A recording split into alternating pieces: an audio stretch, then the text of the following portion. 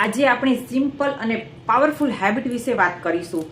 ખાલી પેટે પાણી પીવું. કારણ કે ઘણા બધા લોકોએ મને મારા વિડીયોઝ જે છે એમાં મને ઘણા બધા લોકો એવી કોમેન્ટ કરે છે કે મેડમ પ્લીઝ સ્કિન પ્રોબ્લેમ હોય તો શું કરવું જોઈએ, કોન્સ્ટિપેશન હોય તો કોઈ ટિપ્સ આપો, ફેટ લોસ કરવું છે એના માટે ટિપ્સ આપો, એન્ડ વજન ઘટાડવું છે એના માટે ટિપ્સ આપો, હેલ્ધી રહેવું છે એના માટે ટિપ્સ આપો. તો બસ આ બધાનું એક જ આન્સર છે.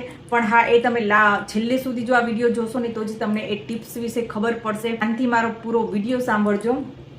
કારણ કે જ્યારે આપણે રાત્રે સૂઈએ છીએ, રાઈટ, બોડી તો આપણું નથી સૂતું, આપણું બોડી તો આખી રાત વર્ક કરે છે. કારણ કે જ્યારે તમે સવારમાં ઉઠો છો ને ત્યારે તમે લોકોએ નોટિસ કર્યું હશે, મોઢામાંથી લાળ નીકળી હોય છે, ફેસ ઉપર ઓઇલ આવેલું હોય છે, આંખમાંથી કચરું નીકળ્યું હોય છે. સવારમાં આપણે ઉઠીએ ત્યારે પહેલું યુરિન છે એ નોર્મલ ડાર્ક યલો આવે છે.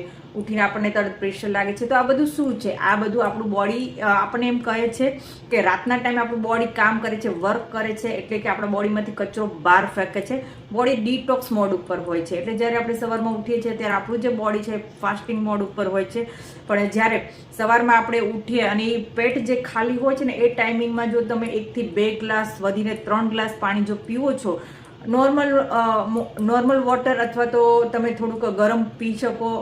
કારણ કે મોર્નિંગમાં આપણું મેટાબોલિઝમ ફાસ્ટ હોય છે, જેના કારણે તમને એ વજન ઘટાડવામાં પણ હેલ્પ કરશે, તમને ફેટ લોસ કરવામાં પણ હેલ્પ કરશે. એન્ડ જેને સ્કિનની પ્રોબ્લેમ છે એ લોકોને બી ખાસ અક્ષીર ઉપાય છે કે જો તમે મોર્નિંગમાં ઉઠીને તરત 2-3 ગ્લાસ પાણી પીવાની આદત પાડો છો, પણ એ લોંગ ટાઈમ તમારે એ આદતને તમારે જાળવી રાખવી પડશે. કારણ કે લાંબા સમય સુધી જો તમે આ હેબિટને ફોલો કરશો તો તમારી સ્કિન ઉપર જે ગ્લો છે એ નેચરલ ગ્લો આવશે.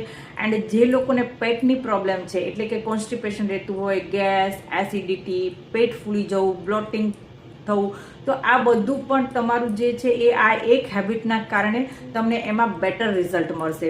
તો બસ જો આજનો વિડીયો તમને યુઝફુલ લાગ્યો હોય તો આ એક બહુ નાની એવી હેબિટ છે પણ બિગ રિઝલ્ટ આપશે. તો બસ ટ્રાય કરો એન્ડ ફીલ કરો. જો આજનો વિડીયો તમને યુઝફુલ લાગ્યો હોય તો મને કોમેન્ટમાં લખો વોટર. Thank you.